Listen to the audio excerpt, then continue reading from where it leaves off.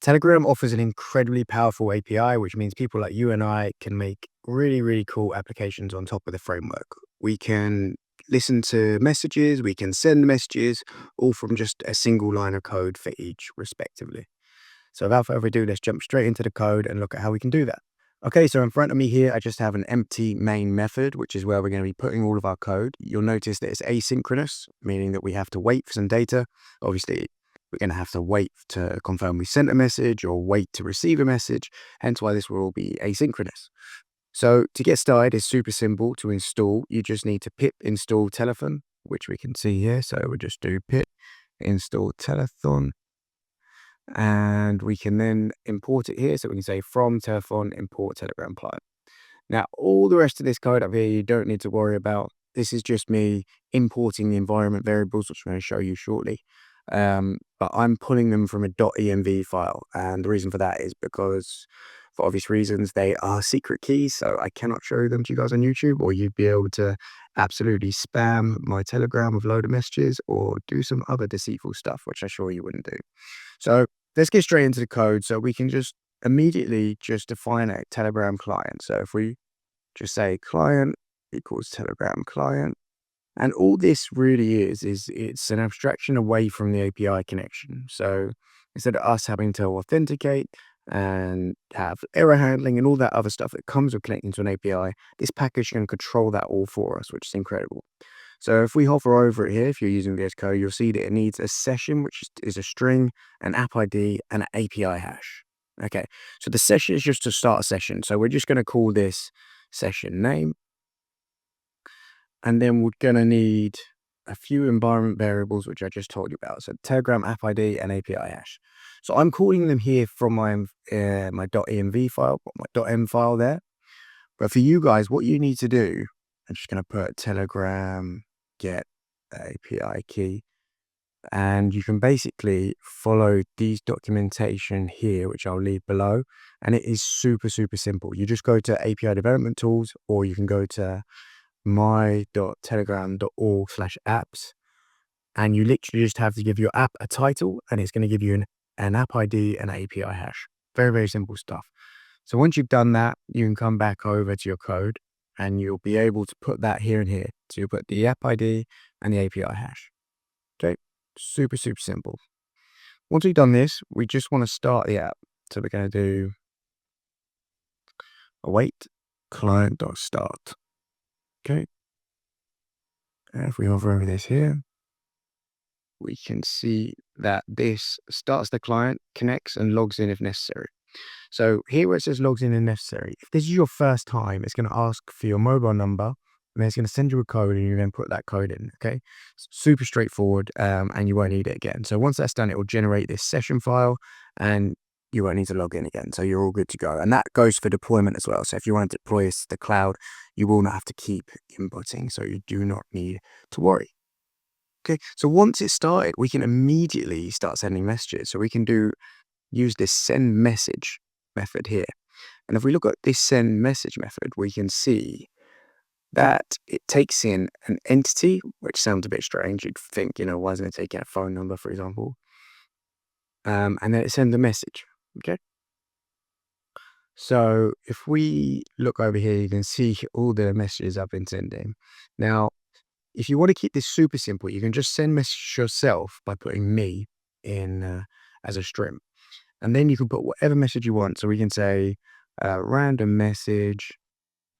And if we look at the time there, it's 20 Jan 1930. So I can do random message 20 Jan 1930. Okay.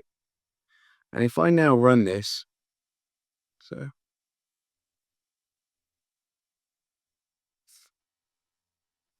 we should see a message here. I didn't await it. Okay. So this is, as I said, it's asynchronous. We need to wait for confirmation of when we send messages. Okay. So if we try this again, then we'll see there, random message 2930.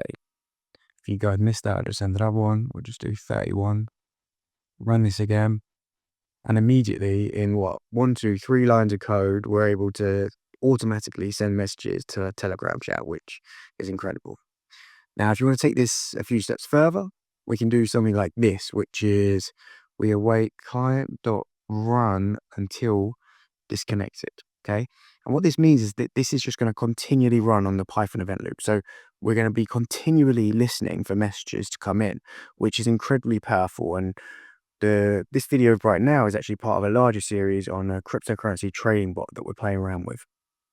And the idea is that there's these alert groups that pump and dump cryptocurrencies. So in this particular example, we're going to be listening for people trying to pump cryptocurrencies. And the idea is we're going to quickly get in and quickly get out before they dump them. It's a very, very dodgy world. I don't recommend staying in there for a long time. Hence, we're just going to get in and out. And we're just going to play around with it with a small amount of money and see how it goes. So if you're interested in following along with that, hit the subscribe button. And yeah. So now we're doing this, we can then have an event handler. Okay. So if we come over to the documentation here, we can see these events and we can see this one here. So we can say at client.onEvents.new message, and then we can basically have an asynchronous function that does something. Okay. So if we come up here, or even we can go before here, we can say at client.onEvents.new message. Okay. We need to actually import events here. So we're also going to have to import events. And we remember that we're going to have an asynchronous function. So we just say, yeah, async def handle message.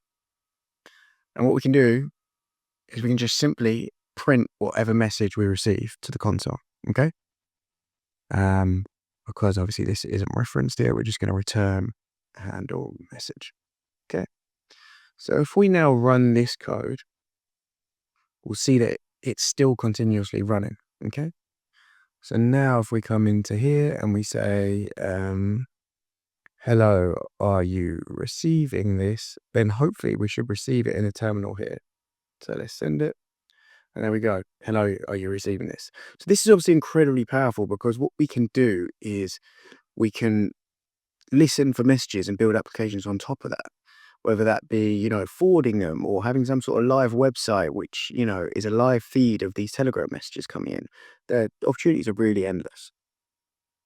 Now, that's sort of the end of this mini tutorial. If you do want to go even one step further and learn a bit more about entities, and this will show you how you could send messages to other groups.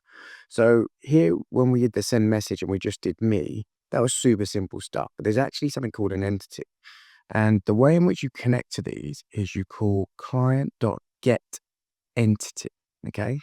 And if you look at this function, you'll see that it takes a variety of different things, okay? So it can be different things. And if you come over to the document here for getting entities, you can see that you can do it via the Telegram link. You can do it via numbers. There's a variety of different ways. Usernames.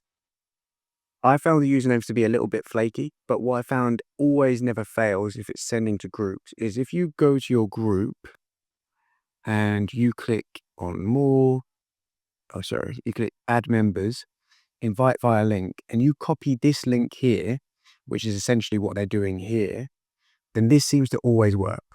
Okay. So I'm going to come back to the code and I'm actually going to say group equals await client.getEntity, and I'm just going to paste in the share link. And now if we look back in this bot test group, we can send messages directly to specific groups. So send message, and remember this takes an entity. This is going to return an entity. So we can now use this group. So we're going to change me for group. And now if we run this, so we just cancel this, run it again. And if we say, oh, there you go, random message, 20 Jan 1931. Okay. If we just change that again to what's the time now, 1935. Change that, quit out of this, and we just run it again. There you go, random message, 20 Jan 1935. So there you have it. You've worked out how to connect a Telegram API with just one line, 2 lines of code. You learn how to send messages both to yourself and to different groups. And finally, you know how to listen to new messages coming in so that you can build applications on top of that. If you found this video interesting, make sure to subscribe and follow along for the next one. Also, if you're having trouble getting set up with this in the first place, watch one of my earlier videos on setting up your Python environment. Some people will have issues importing these, and that's a really tricky case. So I've got a full video on that for you so that you guys can follow along. Hope this helps. See you guys soon.